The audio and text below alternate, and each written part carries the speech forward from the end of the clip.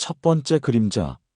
1987년 10월 15일 오후 6시 30분경. 1987년 가을, 경기도 북부의 한 농촌 마을. 이곳은 논과 밭이 끝없이 펼쳐진 평화로운 시골이었습니다. 인구 2천여 명의 이 작은 공동체에서는 모든 사람이 서로를 알고 지내는 그런 곳이었죠.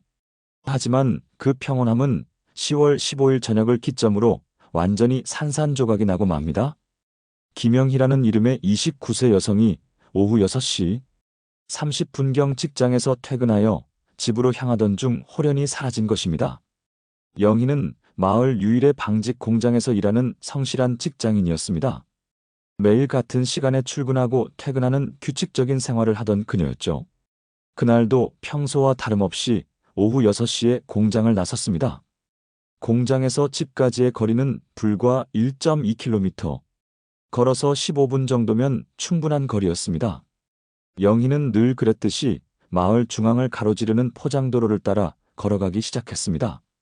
몇몇 주민들이 그녀가 평소보다 조금 빠른 걸음으로 집 방향으로 향하는 모습을 목격했다고 훗날 증언했습니다. 오후 7시가 넘어도 영희가 집에 도착하지 않았지만 남편 박성수 씨는 처음에는 그리 걱정하지 않았습니다. 가끔 친구를 만나거나 장을 보고 늦는 일이 있었기 때문이었죠. 하지만 오후 8시, 9시가 되어도 연락이 없자 불안감이 엄습했습니다. 박성수 씨는 영희가 다니던 길을 따라 직접 찾아 나섰습니다. 그리고 집에서 약 800m 떨어진 지점에서 충격적인 발견을 하게 됩니다. 길가 도랑 근처에 영희의 검은색 가죽 핸드백이 떨어져 있었던 것입니다. 핸드백은 완전히 열려 있었고 내용물들이 흩어져 있었습니다. 지갑, 화장품, 그리고 공장 출입증까지 모두 그대로 남아 있었습니다. 더욱 기이한 것은 핸드백에서 2m 정도 떨어진 곳에서 발견된 하얀색 손수건이었습니다. 이 손수건은 영희의 것이 아니었습니다. 영희의 가족과 친구들 모두가 그런 손수건을 본 적이 없다고 증언했죠. 손수건에는 붉은 얼룩이 묻어 있었는데 혈흔인지는 당시 기술로는 정확히 판별할 수 없었습니다. 오후 10시경 박성수 씨는 즉시 파출소에 신고했습니다. 당시 이 마을을 담당하던 파출소에는 경사 1명과 순경 2명만이 근무하고 있었습니다. 초동 대응에 나선 경찰들은 손전등을 들고 영희가 사라진 지점 주변을 수색했습니다. 현장에서 발견된 또 다른 단서는 신발 자국이었습니다. 영희가 신고 있던 검은색 구두의 발자국이 아스팔트 도로에서 비포장 도로로 이어지다가 갑자기 끊어져 있었습니다. 마치 그 지점에서 누군가에 의해 들려 올려진 것처럼 보였죠. 밤이 깊어갈수록 수색에 참여하는 사람들이 늘어났습니다. 마을 이장을 비롯해 부녀회, 청년회 회원들까지 총동원되었습니다. 손전등과 횃불을 든 수십 명의 주민들이 논두렁과 하천, 야산을 샅샅이 뒤졌습니다. 10월 16일 새벽 2시경까지 이어진 수색에서도 영희의 흔적은 전혀 발견되지 않았습니다. 밤새 수색에 참여한 주민들의 얼굴에는 당황과 불안이 역력했습니다. 이런 일이 이 마을에서 일어날 리가 없다는 믿음이 흔들리기 시작했죠. 다음 날인 10월 16일 오전, 경찰은 본격적인 수사에 착수했습니다. 군청과 도청의 보고가 올라갔고 인근 지구대에서 추가 인력이 파견되었습니다. 하지만 1980년대 후반의 수사 기법은 지금과 비교할 때 매우 제한적이었습니다. CCTV는 당연히 없었고 DNA 분석 기술도 도입되지 않은 시점이었습니다. 수사관들이 의존할 수 있는 것은 목격자 진술과 물적 증거, 그리고 현장 감식뿐이었죠. 영희가 사라진 현장에서 발견된 손수건과 핸드백이 유일한 단서였습니다. 경찰은 영희의 일상을 면밀히 조사했습니다. 평소 인간관계는 어땠는지, 최근 이상한 일은 없었는지, 경제적 어려움이나 가정 문제는 없었는지 등을 철저히 파헤쳤습니다. 하지만 영희는 누가 봐도 평범한 일반인이었습니다. 결혼한 지 3년 된 신혼부부로 남편과의 사이도 원만했습니다. 시댁이나 친정과의 관계도 좋았고 경제적으로도 큰 어려움이 없었습니다. 직장에서의 인간관계도 원활했고 특별히 적을 만들 일도 없었죠. 즉 영희가 자발적으로 사라질 이유는 전혀 없었다는 것입니다. 두 번째 충격. 1987년 11월 12일 오후 7시 15분경 첫 번째 실종 사건이 일어난 지 28일이 지난 11월 12일 마을에 다시 한번 충격이 찾아왔습니다. 이번에는 23세의 미혼 여성 이미선 씨가 사라진 것입니다. 미선 씨는 인근 도시의 사무직에서 일하며 매일 버스로 통근하던 여성이었습니다. 그날 저녁 7시경 마을 버스 정류장에서 내린 그녀는 친구 한 명과 짧은 대화를 나눈 후 혼자 집으로 향했습니다. 미선 씨의 집까지는 버스 정류장에서 약 600m 거리였습니다. 마을 중심가를 관통하는 큰 길을 따라가다가 중간에 좁은 골목길로 들어서야 하는 경로였죠. 그녀가 사라진 곳은 그 골목길 입구에서 50m 정도 들어간 지점이었습니다. 이번에도 발견된 것은 신발이었습니다. 미선 씨가 신고 있던 갈색 로퍼 한 짝이 골목길 한쪽에 떨어져 있었던 것입니다. 신발은 뒤꿈치 부분이 약간 벗겨져 있었는데 마치 끌려간 흔적처럼 보였습니다. 더욱 이상한 것은 그 신발 주변에서 발견된 발자국들이었습니다. 여성용 구두 발자국과 함께 남성용으로 보이는 큰 운동화 발자국이 뒤섞여 있었습니다. 하지만 비가 온 직후여서 발자국들이 선명하지 않아 정확한 분석은 어려웠습니다. 미선 씨의 가족들은 그날 밤 늦도록 기다렸지만 그녀는 돌아오지 않았습니다. 첫 번째 사건의 기억이 생생한 마을 주민들은 이번에는 즉시 대응했습니다. 오후 11시경 신고가 접수되었고 자정부터 대규모 수색이 시작되었습니다. 이번 수색에는 첫 번째 사건 때보다 더 많은 인력이 투입되었습니다. 인근 소방서에서도 구조대원들이 파견되었고 마을 청년회에서는 수색조를 조직해 체계적인 수색을 벌였습니다. 하지만 결과는 마찬가지였습니다. 밤새 이어진 수색에서도 미선 씨의 흔적은 전혀 발견되지 않았습니다. 오직 한 짝의 신발만이 그녀가 그곳에 있었다는 증거였을 뿐입니다. 두 번째 실종 사건이 발생하자 마을 분위기는 급격히 바뀌었습니다. 첫 번째 사건은 우연한 사고일 수도 있다고 생각했던 사람들도 이제는 뭔가 의도적인 범죄가 일어나고 있다는 것을 인정하지 않을 수 없었습니다. 경찰 수사도 더욱 본격화되었습니다. 도청에서는 특별수사본부를 구성했고 인근 경찰서에서 형사들이 파견되어 전담 수사팀이 꾸려졌습니다. 하지만 당시의 수사 기법으로는 뚜렷한 단서를 찾기가 어려웠습니다. 수사팀은 두 사건의 공통점을 분석했습니다. 피해자는 모두 젊은 여성이었고 사라진 시간은 모두 저녁 시간대였습니다. 사라진 장소는 모두 인적이 드문 곳이었지만 완전히 외진 곳은 아니었죠. 그리고 무엇보다 두 사건 모두 피해자의 소지품 중 일부만 현장에 남겨져 있었다는 공통점이 있었습니다. 마을 주민들 사이에서는 다양한 추측이 난무했습니다. 외부에서 온 범인의 소행이라는 추측부터 마을 내부의 누군가가 저지른 일이라는 의혹까지 제기되었습니다. 서로를 의심하는 분위기가 형성되기 시작했죠. 세 번째 악몽. 1987년 12월 3일 오후 5시 45분경 두 번째 사건이 일어난 지 21일 만인 12월 3일 세 번째 실종 사건이 발생했습니다. 이번 피해자는 45세의 주부 정순자 씨였습니다. 순자 씨는 그날 오후 마을 오일장에서 장을 보고 집으로 돌아가던 중이었습니다. 장바구니에는 겨울철 김장에 필요한 재료들이 가득 들어 있었습니다. 그녀가 장터에서 나선 것은 오후 5시 30분경이었고 여러 상인들이 그녀를 목격했습니다. 장터에서 순자 씨의 집까지는 약 1km 거리였습니다. 평소에는 20분 정도면 충분히 도착할 수 있는 거리였죠. 하지만 그날은 달랐습니다. 오후 7시가 넘어도 순자 씨가 집에 도착하지 않자 남편과 아들이 찾으러 나섰습니다. 그들이 발견한 것은 집에서 300m 떨어진 도랑 근처에 버려진 장바구니였습니다. 장바구니는 뒤집혀 있었고 안에 들어있던 채소와 생선들이 사방에 흩어져 있었습니다. 특히 장바구니 손잡이 부분에는 피로 보이는 붉은 얼룩이 묻어 있었습니다. 이번에는 확실한 물증이 나온 것입니다. 현장 주변을 자세히 살펴본 결과 더 많은 단서들이 발견되었습니다. 도랑 근처 진흙에는 발버둥친 흔적으로 보이는 자국들이 남아 있었습니다. 그리고 근처 풀숲에서는 순자 씨의 머리핀이 발견되었습니다. 가장 주목할 만한 단서는 현장에서 20m 정도 떨어진 곳에서 발견된 담배꽁초였습니다. 당시로서는 흔하지 않은 외제 담배꽁초였는데 마을 주민들 중에는 그런 담배를 피우는 사람이 거의 없었습니다. 세 번째 사건이 발생하자 마을은 공포에 휩싸였습니다. 이제 더 이상 우연이라고 할 수 없었습니다. 분명히 누군가가 의도적으로 마을 여성들을 노리고 있었던 것입니다.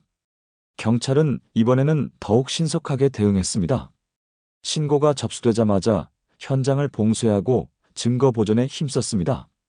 담배꽁초와 장바구니의 혈흔은 정밀 분석을 위해 서울의 과학수사연구소로 보내졌습니다. 하지만 1980년대 후반의 과학수사 기법으로는 현재와 같은 정밀한 분석이 불가능했습니다. 혈액형 정도는 판별할 수 있었지만 DNA 분석은 아직 도입되지 않은 상황이었죠. 마을 주민들의 불안은 극에 달했습니다. 세 차례의 사건 모두 저녁 시간에 발생했기 때문에 해가 지면 아무도 밖으로 나가려 하지 않았습니다. 특히 여성들은 낮에도 혼자 다니기를 꺼렸습니다. 세 건의 연속 실종 사건은 마을뿐만 아니라 인근 지역까지 공포를 확산시켰습니다. 언론에서도 이 사건을 크게 보도하기 시작했고 경기도 시골 마을 연쇄 실종 사건이라는 제목으로 신문 일면을 장식했습니다. 보도 내용을 본 다른 지역 주민들도 불안에 떨었습니다. 혹시 범인이 다른 지역으로 활동 범위를 넓힐지도 모른다는 우려 때문이었죠. 인근 마을들에서도 순찰을 강화하고 주의를 당부하는 방송이 연일 나갔습니다. 수사 당국은 프로파일러라는 개념조차 없던 시절 나름대로 범인의 특징을 추정해보려 노력했습니다. 세 사건의 패턴을 분석한 결과 범인은 이 지역을 잘 아는 사람일 가능성이 높다고 판단했습니다. 피해자들이 사라진 장소들을 지도에 표시해보니 일정한 패턴이 보였습니다. 모두 마을의 중심부에서 약간 벗어난 곳들이었지만 완전히 외진 곳은 아니었습니다. 그리고 범인이 피해자를 데려간 후 흔적을 남기지 않고 사라질 수 있는 경로들이 있는 곳들이었죠. 이런 분석을 바탕으로 수사팀은 범인이 이 지역에 거주하거나 최소한 이 지역을 매우 잘 아는 사람일 것이라고 추정했습니다. 하지만 이는 오히려 마을 주민들 사이의 불신을 더욱 키우는 결과를 낳았습니다. 네 번째와 다섯 번째 그림자. 1988년 1월과 2월. 새해가 밝았지만 마을의 분위기는 여전히 어두웠습니다. 주민들은 혹시 사건이 끝났기를 바랐지만 그 희망은 오래가지 못했습니다. 1988년 1월 18일 오후 6시경 네 번째 실종 사건이 발생했습니다. 피해자는 27세의 기혼 여성 박미경 씨였습니다. 미경 씨는 인근 도시의 전자부품 공장에서 일하며 매일 마을 버스를 이용해 통근하고 있었습니다. 그날도 평상시와 같이 오후 5시 50분 버스에서 내린 미경 씨는 집으로 향했습니다. 하지만 집에서 불과 200m 떨어진 지점에서 그녀의 흔적이 끊어졌습니다. 현장에서는 그녀가 들고 있던 직장 가방이 발견되었고 가방 끈이 찢어져 있었습니다. 이번에는 목격자가 있었습니다. 인근에 살던 할머니 한 분이 젊은 여자가 누군가와 실랑이를 벌이는 소리를 들었다고 증언했습니다. 하지만 정확히 무슨 일이 벌어졌는지는 보지 못했다고 했습니다. 한 달 후인 2월 15일 다섯 번째 사건이 일어났습니다. 이번 피해자는 22세의 대학생 김혜진 씨였습니다. 혜진 씨는 서울에서 대학을 다니며 방학을 맞아 고향에 와 있던 중이었습니다. 그날 저녁 혜진 씨는 고등학교 동창 친구와 만나 늦은 저녁을 함께 했습니다. 오후 9시 30분경 친구와 헤어진 후 혼자 집으로 향했는데 그것이 그녀를 본 마지막 모습이었습니다. 현장에서는 혜진 씨의 목도리가 발견되었습니다. 목도리는 반으로 찢어져 있었고 근처 나뭇가지에 걸려 있었습니다. 마치 누군가에게 끌려가면서 나뭇가지에 걸린 것처럼 보였습니다. 더욱 충격적인 것은 현장에서 발견된 또 다른 단서였습니다. 혜진 씨가 사라진 지점에서 10m 정도 떨어진 곳에서 손수건이 또 발견되었는데 이는 첫 번째 사건 현장에서 발견된 것과 같은 하얀색 손수건이었습니다. 첫 번째 시신 발견. 1988년 2월 28일. 연이은 실종 사건으로 온 마을이 공포에 떨고 있던 2월 28일, 충격적인 발견이 있었습니다. 마을에서 3km 떨어진 야산에서 여성의 시신이 발견된 것입니다. 시신은 등산객에 의해 발견되었습니다. 산길에서 벗어난 깊은 계곡에 버려져 있었는데 사체의 부패가 상당히 진행된 상태여서 즉시 신원을 파악하기는 어려웠습니다. 부검 결과 사망자는 20대 후반의 여성으로 추정되었습니다. 사망 원인은 목 부위의 심한 외상으로 타살임이 분명했습니다. 사망 시기는 약 3개월 전으로 추정되었는데 이는 첫 번째 실종자인 김영희 씨의 실종 시기와 거의 일치했습니다. 신원 확인을 위해 치과 기록을 대조한 결과 이 시신이 김영희 씨일 가능성이 높다고 판정되었습니다. 가족들은 물론 마을 전체가 큰 충격에 빠졌습니다. 그동안 혹시라도 하는 마음으로 살아서 돌아오기를 기다렸던 희망이 산산조각이 난 것입니다. 시신이 발견된 장소는 매우 은밀한 곳이었습니다. 일반인들이 쉽게 접근하기 어려운 깊은 계곡이었고 등산로에서도 상당히 벗어난 곳이었습니다. 범인이 이곳을 선택한 것은 시신이 쉽게 발견되지 않기를 바랐기 때문으로 보였습니다. 법의학자들은 시신의 상태를 면밀히 조사했습니다. 목 부위의 상처 형태로 보아 끈이나 밧줄 같은 것으로 조여 살해했을 가능성이 높다고 판단했습니다. 또한 시신에서 성폭행의 흔적도 발견되었습니다. 이로써 연쇄 실종 사건이 단순한 실종이 아니라 연쇄 살인 사건임이 확실해졌습니다. 경찰은 수사 체계를 대폭 개편하고 서울지방경찰청에서 베테랑 수사관들을 추가로 파견받았습니다. 7번째 피해자와 2번째 시신. 1988년 3월. 시신이 발견된 지 열흘 만인 3월 10일, 7번째 실종 사건이 발생했습니다. 피해자는 33세의 미혼 여성 최정희 씨였습니다. 정희 씨는 마을 초등학교에서 교사로 일하고 있었습니다. 그날 저녁 정희 씨는 학교에서 늦은 업무를 마치고 오후 8시경 집으로 향했습니다. 학교에서 집까지는 걸어서 10분 거리였지만 그녀는 집에 도착하지 못했습니다. 현장에서는 정희 씨의 안경이 깨진 채로 발견되었습니다. 안경테는 반으로 부러져 있었고 렌즈도 산산조각이 나 있었습니다. 이는 격렬한 몸싸움이 있었음을 보여주는 증거였습니다. 그리고 사흘 후인 3월 13일, 또 다른 충격적인 발견이 있었습니다. 첫 번째 시신이 발견된 곳에서 500m 떨어진 계곡에서 2번째 시신이 발견된 것입니다. 이번에 발견된 시신은 사망한 지 얼마 되지 않은 상태였습니다. 부검 결과 사망자는 20대 초반의 여성으로 사망 원인은 첫 번째 피해자와 유사했습니다. 신원 확인 결과 이 시신은 2번째 실종자인 이미선 씨의 것으로 밝혀졌습니다.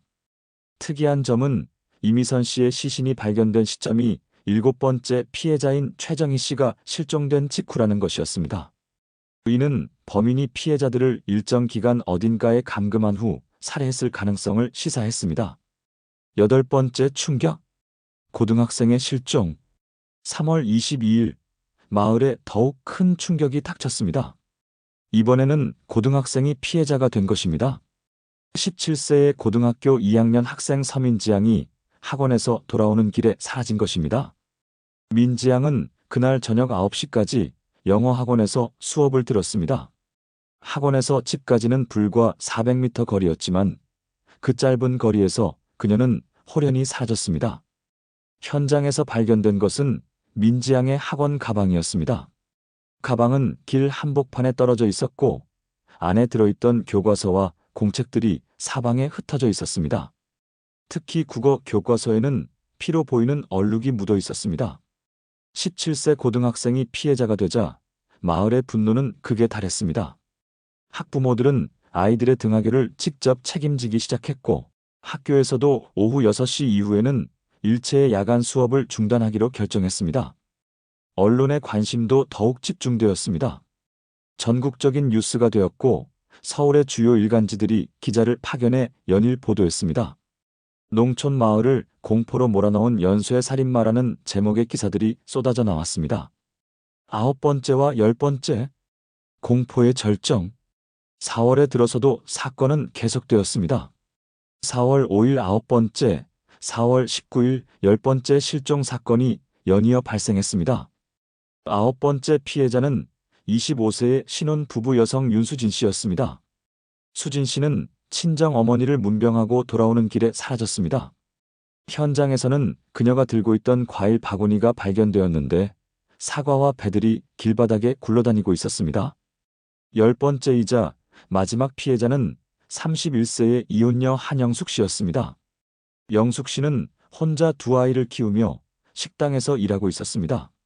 그날 밤 식당에서 마감 정리를 마치고 집으로 향하던 중 사라졌습니다. 영숙 씨가 사라진 현장에서는 다른 사건들과는 다른 단서가 발견되었습니다.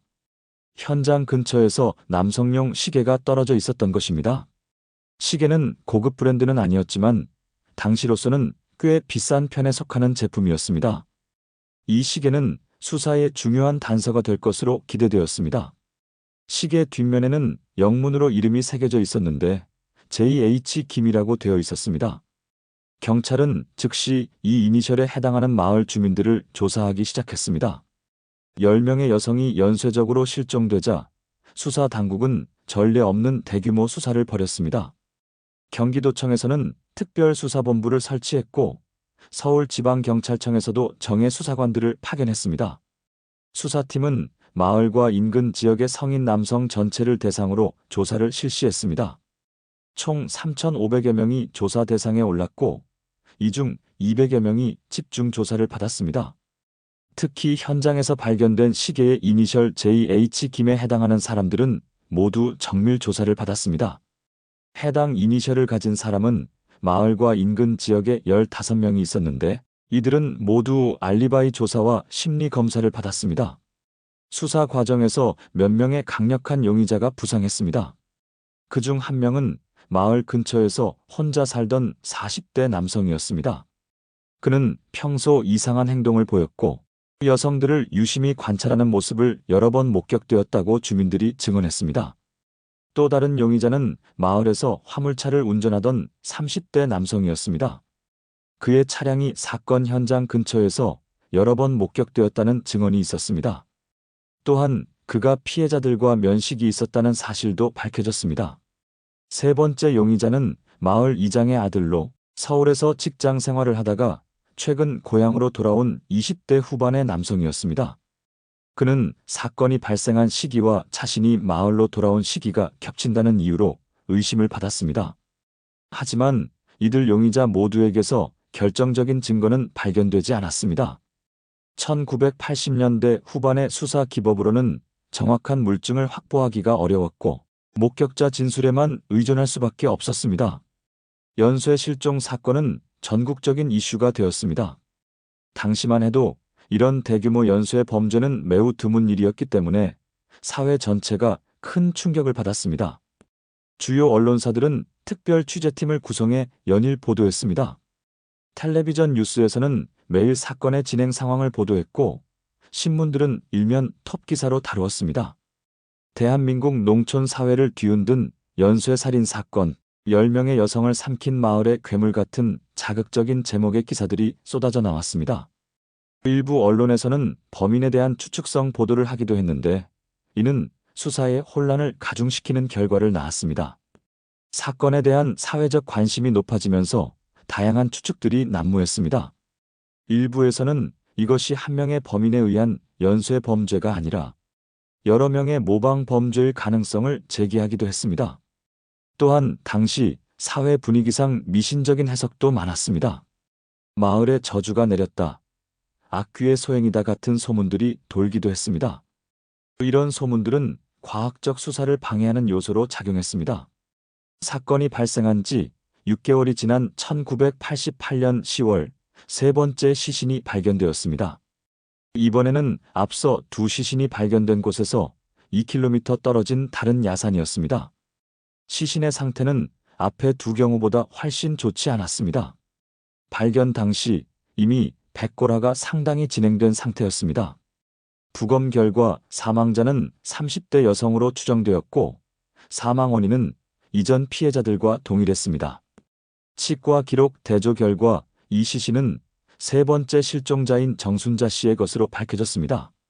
순자 씨의 시신에서는 특이한 점이 발견되었습니다. 목 부위에 있던 상처의 형태가 이전 피해자들과 약간 달랐던 것입니다. 법의학자들은 이를 두고 다양한 해석을 내놓았습니다. 범인이 살인 방법을 바꾸었을 수도 있고 아니면 다른 범인의 소행일 수도 있다는 것이었습니다. 하지만 확실한 결론을 내리기에는 증거가 부족했습니다.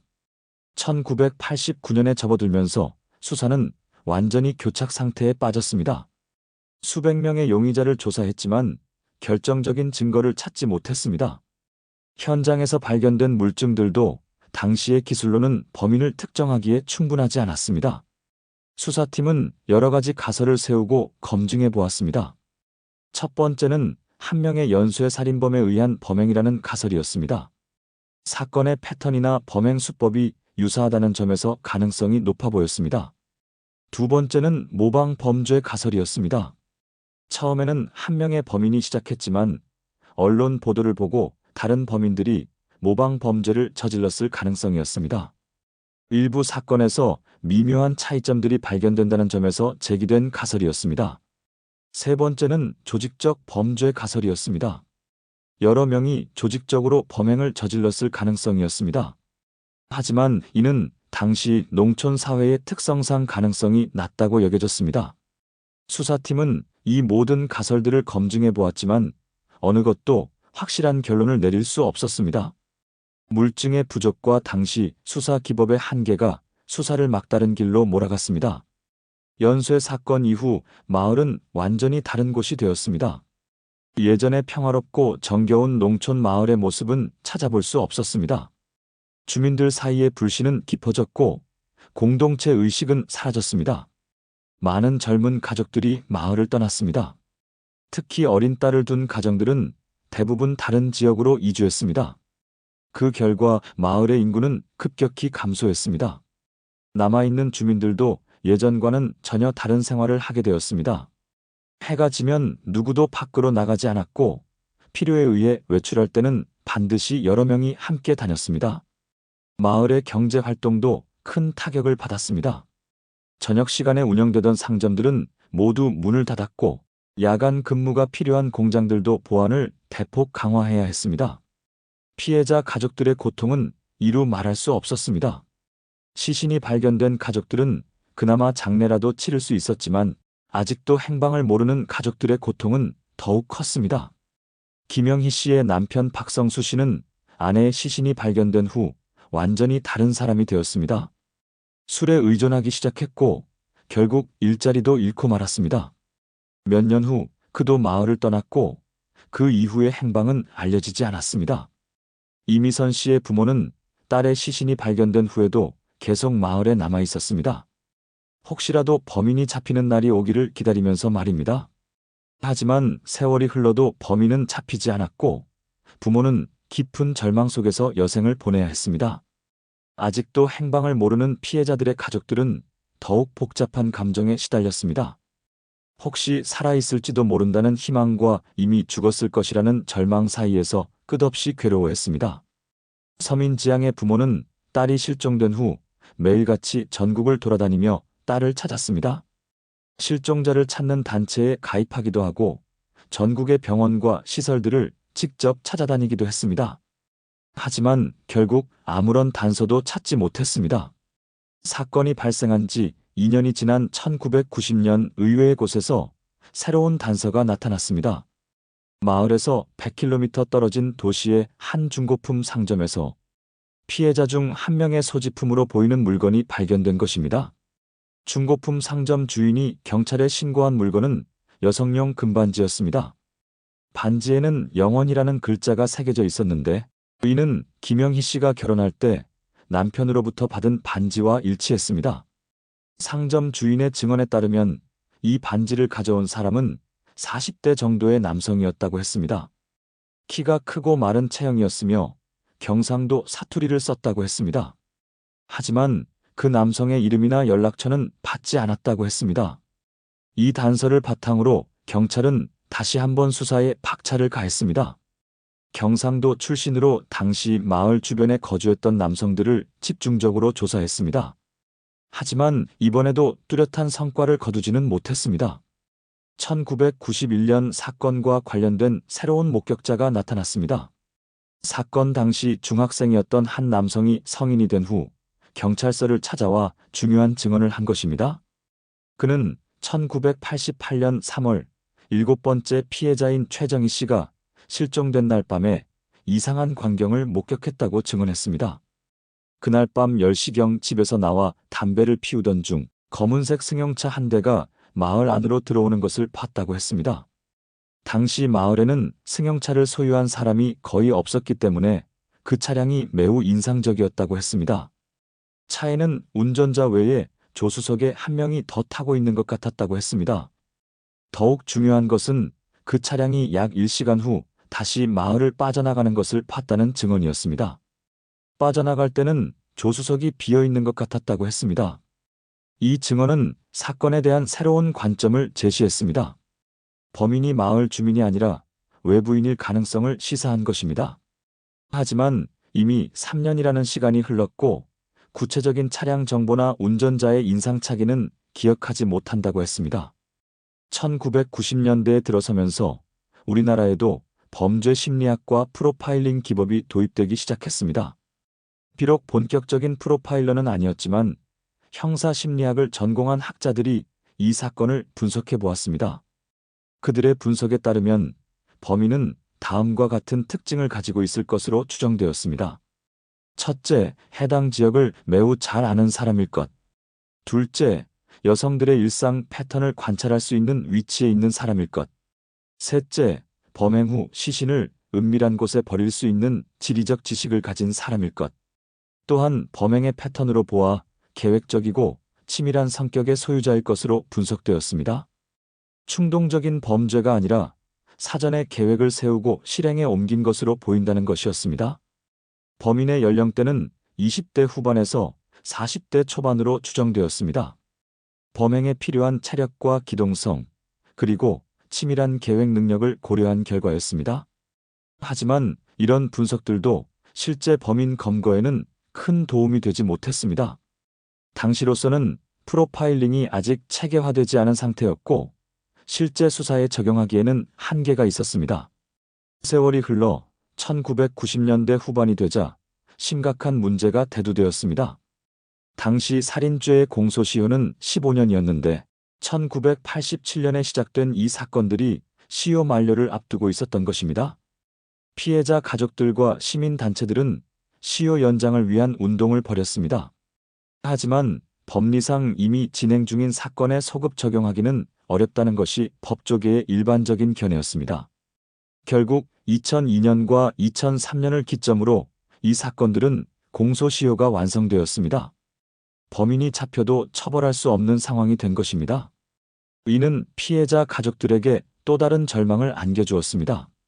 다행히 2007년 살인죄의 공소시효가 폐지되면서 이후 발생하는 사건들은 시효의 제약을 받지 않게 되었습니다.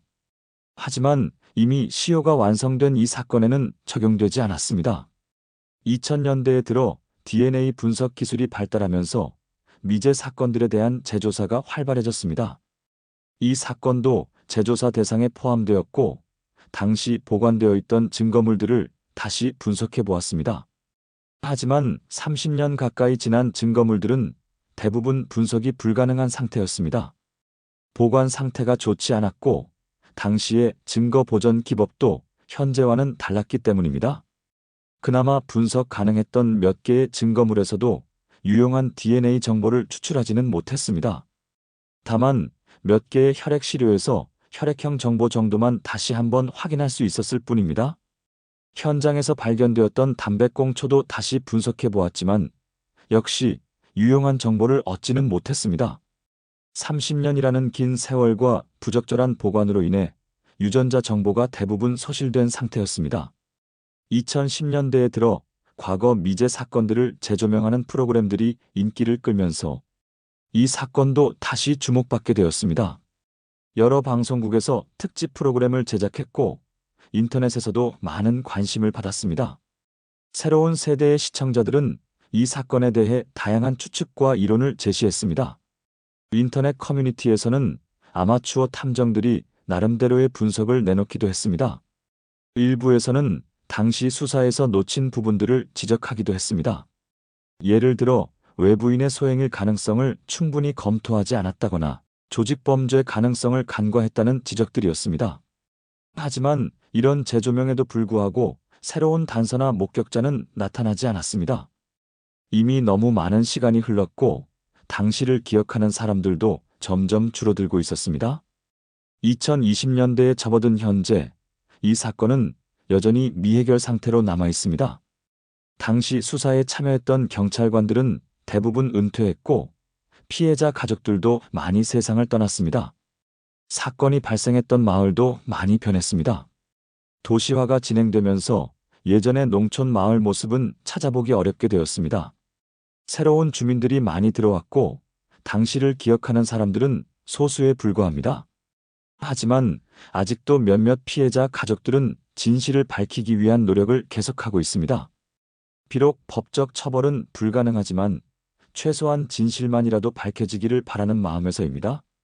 경찰청에서도 주기적으로 이 사건을 재검토하고 있습니다. 새로운 과학수사 기법이 개발될 때마다 적용해보고 있지만 아직까지는 별다른 성과를 거두지 못하고 있는 상황입니다. 35년이 지난 지금도 이 사건에는 수많은 의문이 남아 있습니다. 가장 근본적인 질문은 과연 한 명의 범인이 저지른 연쇄 범죄였느냐는 것입니다. 10건의 사건이 모두 같은 범인의 소행인지 아니면 여러 명의 범인에 의한 모방 범죄였는지는 아직도 명확하지 않습니다. 두 번째 의문은 범인의 정체입니다. 마을 주민이었을까요? 아니면 외부인이었을까요? 각각의 가능성을 뒷받침하는 증거들이 있지만 어느 것도 결정적이지는 않습니다. 세 번째는 동기입니다. 왜 이런 끔찍한 범죄를 저질렀을까요? 단순한 성적 욕망 때문이었을까요? 아니면 다른 복잡한 이유가 있었을까요? 네 번째는 아직도 행방이 묘연한 피해자들의 운명입니다. 시신이 발견되지 않은 7명의 여성들은 과연 어떻게 되었을까요? 정말 모두 사망한 것일까요? 아니면 어딘가에서 다른 삶을 살고 있는 것일까요? 이 사건 이후 우리나라에서도 여러 연쇄 범죄들이 발생했습니다. 화성 연쇄 살인 사건, 청주 연쇄 살인 사건 등이 그것입니다. 이들 사건과 비교해보면 몇 가지 공통점과 차이점을 발견할 수 있습니다.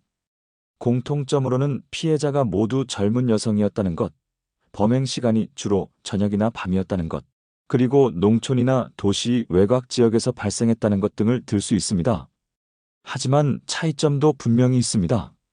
이 사건의 경우 피해자들의 나이대가 비교적 다양했고 범행 간격이 불규칙적이었습니다. 또한 현장에 남겨진 증거의 양이 다른 사건들에 비해 상대적으로 많았습니다. 특히 주목할 점은 이 사건에서는 범인이 의도적으로 단서를 남겼을 가능성이 있다는 것입니다. 매번 현장에 피해자의 소지품을 일부만 남겨두었던 것이나 하얀 손수건을 반복적으로 남긴 것 등은 우연이라고 보기 어렵습니다. 이 사건은 우리 사회에 큰 변화를 가져왔습니다. 우선 농촌 지역의 치안에 대한 인식이 완전히 바뀌었습니다. 그전까지는 농촌이 도시보다 훨씬 안전한 곳으로 여겨졌지만 이 사건 이후 농촌도 범죄의 사각지대가 될 수 있다는 인식이 확산되었습니다. 또한 여성들의 야간 활동에 대한 경각심이 크게 높아졌습니다. 특히 혼자 다니는 것에 대한 위험인식이 강화되었고 이는 현재까지도 이어지고 있습니다. 경찰 수사 기법에도 큰 변화를 가져왔습니다. 이 사건의 수사 과정에서 드러난 한계들을 바탕으로 과학수사 기법의 필요성이 대두되었고 이후 DNA 분석, CCTV 시스템 등의 도입이 가속화되었습니다. 언론 보도 방식에도 영향을 미쳤습니다. 연쇄 범죄에 대한 보도가 수사에 미치는 영향에 대한 논의가 시작되었고 보다 신중한 보도의 필요성이 제기되었습니다. 김영희, 이미선, 정순자, 박미경, 김혜진, 최정희, 서민지, 윤수진, 한영숙, 그리고 신원이 확인되지 않은 한 명까지 총 10명의 여성들이 이 끔찍한 사건의 피해자가 되었습니다. 이들은 모두 평범한 일상을 살아가던 사람들이었습니다. 누군가의 딸이었고 아내였고 어머니였고 학생이었습니다. 그들에게는 각자의 꿈과 희망이 있었고 사랑하는 사람들이 있었습니다. 김영희 씨는 신혼의 단꿈을 키우고 있었고 이미선 씨는 서울에서의 새로운 도전을 준비하고 있었습니다. 정순자 씨는 가족을 위해 매일 성실하게 살아가고 있었고 서민지향은 미래에 대한 무한한 가능성을 품고 있었습니다. 이들의 삶이 이런 식으로 끝날 이유는 없었습니다. 그들이 꿈꾸던 미래, 그들이 사랑했던 사람들과 함께 보냈을 수많은 시간들이 한순간에 사라져버렸습니다. 사건이 발생한 지 35년이 지난 지금 이들을 기억하는 사람들이 점점 줄어들고 있습니다. 하지만 우리는 이들을 잊어서는 안 됩니다. 그들의 억울한 죽음을, 그들이 겪었을 고통을, 그리고 그들을 사랑했던 사람들의 아픔을 기억해야 합니다. 35년이 지난 지금 피해자 가족들의 상황은 어떨까요? 김영희 씨의 남편은 아내를 잃은 충격에서 헤어나지 못하고 결국 마을을 떠났습니다. 그 후의 행방은 알려지지 않았습니다. 이미선 씨의 부모님은 딸의 시신이 발견된 후에도 오랫동안 마을에 남아 있었습니다. 혹시라도 범인이 잡히는 날이 오기를 기다리면서 말입니다. 하지만 어머니는 10년 전에, 아버지는 5년 전에 세상을 떠났습니다. 끝까지 진실을 보지 못한 채로 말입니다. 서민지향의 부모님은 아직도 살아계십니다. 80대가 된 지금도 가끔 옛날 이야기를 꺼내놓으십니다. 민지가 살아있다면 지금쯤 50대 중반이 되었을 텐데 하시면서 말입니다. 아직도 행방이 묘연한 피해자들의 가족들은 더욱 복잡한 심정입니다. 죽었다는 확신도 살아있다는 희망도 가질 수 없는 상황에서 35년을 보내온 것입니다. 당시 수사에 참여했던 몇몇 수사관들을 최근에 만나볼 수 있었습니다. 은퇴한 지 오래된 그들이지만 이 사건에 대한 기억만큼은 생생했습니다. 평생 잊을 수 없는 사건이었습니다. 밤잠을 못 이룰 정도로 사건에 매달렸지만 결국 범인을 잡지 못했어요. 지금도 가끔 꿈에 나타납니다. 피해자들이 왜 범인을 못 잡았느냐고 원망하는 꿈을요. 당시 수사를 진두지휘했던 김모 경감 현재 82세의 증언입니다. 당시에는 지금처럼 과학수사 장비가 없었어요. CCTV도 없고 DNA 분석도 못하고 오직 발로 뛰는 수사밖에 할 수 없었죠. 마을 주민들을 일일이 다 만나서 이야기를 들어보고 의심스러운 사람들은 며칠씩 미행하기도 했어요. 하지만 결정적인 증거를 찾지 못했습니다. 다른 수사관은 이렇게 회고했습니다. 가장 안타까웠던 것은 시간이 흐를수록 목격자들의 기억이 희미해지고 증거들도 소실되어 간다는 것이었어요. 특히 야외에 방치된 증거물들은 비와 바람에 씻겨 나가버렸죠. 지금 생각해보면 초기 대응에서 아쉬운 부분이 많았습니다. 현재 이 사건을 연구하고 있는 범죄학자들은 어떤 분석을 내놓고 있을까요? 서울대학교 범죄학과 교수인 박모 교수는 다음과 같이 분석했습니다. 이 사건의 가장 특이한 점은 범행의 지속성입니다. 보통 연쇄 범죄자들은 초기에 실수를 많이 하고 점점 학습하면서 범행 수법이 정교해집니다. 하지만 이 사건의 경우 처음부터 끝까지 일관된 패턴을 보여줍니다. 이는 범인이 상당한 경험이 있거나 아니면 매우 신중한 성격의 소유자라는 것을 의미합니다. 또 한 가지 주목할 점은 범인이 의도적으로 단서를 남겼다는 것입니다. 매번 피해자의 소지품 일부를 현장에 남겨둔 것이나 특정한 물건 하얀 손수건 등을 반복적으로 남긴 것은 범인이 자신의 존재를 알리고 싶어 했다는 증거일 수 있습니다. 연세대학교 심리학과 교수인 이모 교수는 범인의 심리 상태에 대해 다음과 같이 분석했습니다. 범행 패턴을 보면 범인은 상당한 계획성과 조직성을 가지고 있었던 것으로 보입니다. 충동적인 범죄가 아니라 사전에 치밀하게 계획하고 실행한 것으로 보입니다. 이런 특성을 가진 범죄자들은 일상생활에서는 정상적으로 보일 가능성이 높습니다. 사건이 발생했던 그 마을은 지금 어떤 모습일까요? 직접 현장을 찾아가 봤습니다. 35년이 지난 마을은 완전히 다른 모습이었습니다. 예전의 농촌 마을은 사라지고 신도시 개발로 인해 아파트와 상가들이 들어서 있었습니다. 당시 사건이 발생했던 장소들도 대부분 개발되어 옛 모습을 찾아보기 어려웠습니다. 김영희 씨가 마지막으로 목격된 장소는 현재 대형마트가 들어서 있었습니다. 이미선 씨가 신발을 잃어버린 골목길은 넓은 도로로 확장되었고, 정순자 씨의 장바구니가 발견된 도랑은 복개되어 흔적도 찾을 수 없었습니다. 마을 주민들도 대부분 바뀌었습니다. 당시를 기억하는 사람들은 몇 명 되지 않았고, 그나마도 구체적인 기억은 흐릿했습니다. 그때 일이요? 어렴풋이 기억나긴 하는데 워낙 오래된 일이라 그때는 정말 무서웠어요. 해지면 아무도 밖에 안 나왔으니까요. 당시 중학생이었다는 한 주민의 증언입니다. 옛 마을 회관 자리에는 작은 공원이 조성되어 있었습니다. 공원 한쪽에는 작은 비석이 하나 세워져 있었는데 이곳에서 일어난 불행한 사건의 피해자들을 추모하며라는 글귀가 새겨져 있었습니다. 이 사건은 2000년대 들어 여러 차례 재조명되었습니다. 특히 미제 사건을 다루는 TV 프로그램들에서 자주 다뤄졌고, 최근에는 유튜브 등 온라인 플랫폼에서도 관심을 받고 있습니다. 젊은 세대들은 이 사건에 대해 다양한 추리와 분석을 시도하고 있습니다. 인터넷 커뮤니티에서는 경기도 연수의 실종 사건 추리라는 제목의 글들이 꾸준히 올라오고 있습니다. 일부에서는 새로운 관점에서 사건을 바라보는 시도도 있었습니다. 예를 들어 인신매매 조직의 소행일 가능성이나 사이비, 종교 집단과의 연관성 등을 제기하는 의견들도 있었습니다. 하지만 이런 추측들은 대부분 구체적인 근거가 부족한 상황입니다. 35년이라는 시간이 흐르면서 많은 증거들이 소실되었고, 당시를 기억하는 사람들도 점점 줄어들고 있기 때문입니다. 이 사건은 해외의 범죄학자들에게도 관심을 끌고 있습니다.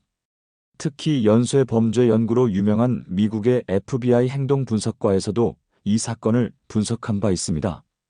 그들의 분석에 따르면 이 사건은 전형적인 조직적 범죄자의 특성을 보여준다고 합니다.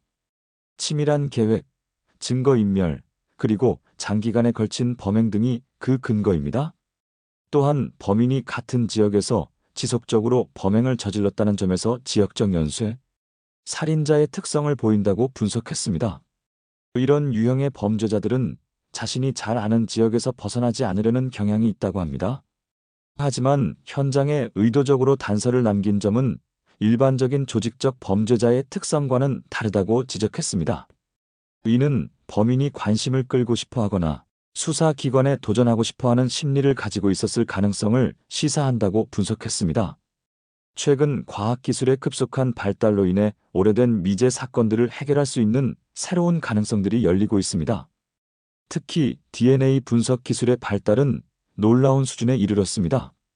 미량의 DNA만으로도 범인의 신원을 파악할 수 있게 되었고, 가족 DNA를 이용한 추적 기법도 개발되었습니다. 미국에서는 이런 기법을 이용해 수십 년 된 미제 사건들을 해결하는 사례들이 속속 나오고 있습니다. 우리나라에서도 이런 새로운 기법들을 미제 사건 해결에 적용하려는 시도들이 이루어지고 있습니다. 경찰청에서는 콜드케이스 전담팀을 운영하며 과거 미제 사건들을 재조사하고 있습니다. 이 사건의 경우도 보관되어 있는 증거물들을 최신 기법으로 재분석하려는 시도가 계속되고 있습니다. 비록 35년이라는 긴 시간이 흘렀지만 기술의 발달로 예전에는 불가능했던 분석이 가능해질 수도 있습니다. 저희가 바라는 것은 복수가 아닙니다. 단지 진실이 밝혀지기를 바랄 뿐입니다. 우리 딸이 왜 그런 일을 당해야 했는지, 누가 그런 일을 저질렀는지 알고 싶습니다. 아직도 생존해 계신 피해자 가족 중 한 분의 말씀입니다. 35년이 지났지만 하루도 빠뜨리지 않고 딸을 생각합니다. 딸이 마지막으로 집에 오던 그 길을 수없이 걸어봤습니다. 과연 그 순간 무슨 일이 일어났을까 하면서 말입니다. 범인이 누구든 상관없습니다.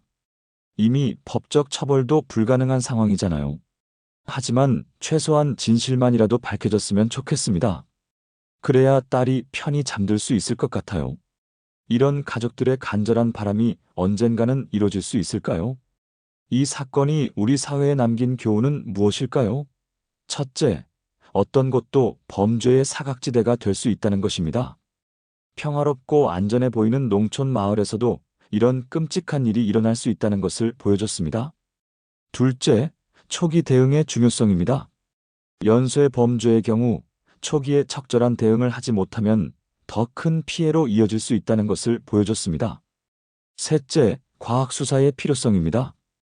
이 사건은 우리나라 과학수사 발전의 중요한 계기가 되었습니다. 이후 DNA 분석, CCTV 시스템, 각종 감식 기법들이 도입되는데 영향을 미쳤습니다. 넷째, 지역사회의 연대와 소통의 중요성입니다. 사건 이후 마을 공동체가 흔들린 것을 보면서 평상시 이웃 간의 관심과 소통이 얼마나 중요한지 알 수 있었습니다. 비록 35년이 지나도록 해결되지 않은 사건이지만 완전히 희망을 포기할 필요는 없습니다. 과학기술의 발달로 인해 새로운 가능성들이 계속 열리고 있기 때문입니다. 실제로 해외에서는 30년, 40년 된 미제 사건들이 최신 과학기술로 해결되는 사례들이 속속 나오고 있습니다. 우리나라에서도 오래된 미제 사건들에 대한 재조사가 활발해지고 있습니다. 또한 인공지능이나 빅데이터 분석 같은 새로운 기술들도 범죄 수사에 도움이 될 수 있습니다. 과거의 수사 자료들을 새로운 관점에서 분석하면 놓쳤던 단서들을 발견할 수도 있습니다. 무엇보다 중요한 것은 이 사건을 잊지 않는 것입니다. 많은 사람들이 관심을 가지고 기억한다면 언젠가는 새로운 정보나 단서가 나올 수도 있습니다. 지금도 어딘가에는 이 사건과 관련된 정보를 가지고 있는 사람이 있을지도 모릅니다. 당시에는 중요하지 않다고 생각했던 작은 기억이 사건 해결의 열쇠가 될 수도 있습니다. 1987년 가을부터 1988년 봄까지 약 7개월 동안 경기도의 한 시골 마을을 공포로 몰아넣었던 연쇄 실종 사건, 10명의 젊은 여성들이 하나둘 사라져간 이 믿기 힘든 사건은 35년이 지난 지금까지도 수많은 의문을 남기고 있습니다. 김영희, 이미선, 정순자, 박미경, 김혜진, 최정희, 서민지, 윤수진, 한영숙, 그리고 이름조차 알려지지 않은 한 명까지. 이들의 이름을 부르며 우리는 다시 한번 다짐합니다. 진실은 반드시 밝혀져야 한다고 말입니다. 범인이 누구든, 동기가 무엇이든 이들이 당한 일은 절대 잊혀져서는 안 됩니다. 그들의 억울한 죽음은 우리 모두가 기억해야 할 아픈 역사입니다. 혹시 이 사건과 관련된 어떤 정보라도 가지고 계신 분이 있다면 비록 늦었지만 용기를 내어주시기 바랍니다. 작은 정보 하나가 35년 동안 풀리지 않은 수수께끼의 열쇠가 될 수도 있습니다. 피해자들의 명복을 빌며 그들을 사랑했던 가족들에게 위로의 마음을 전합니다. 그리고 언젠가는 반드시 진실이 밝혀지기를, 그래서 그들이 편히 잠들 수 있기를 간절히 바랍니다. 지옥의 단서에서 전해드린 1980년대 후반 경기도 연쇄 실종 사건의 전말이었습니다. 이런 비극적인 사건들이 다시는 일어나지 않기를 바라며 더 안전한 사회를 만들어가기 위해 우리 모두가 관심을 가져야 할 것입니다. 여러분의 구독과 좋아요는 이런 미제 사건들을 지속적으로 조명하는 데 큰 힘이 됩니다. 다음에도 더욱 흥미로운 미스터리 사건으로 찾아뵙겠습니다. 감사합니다.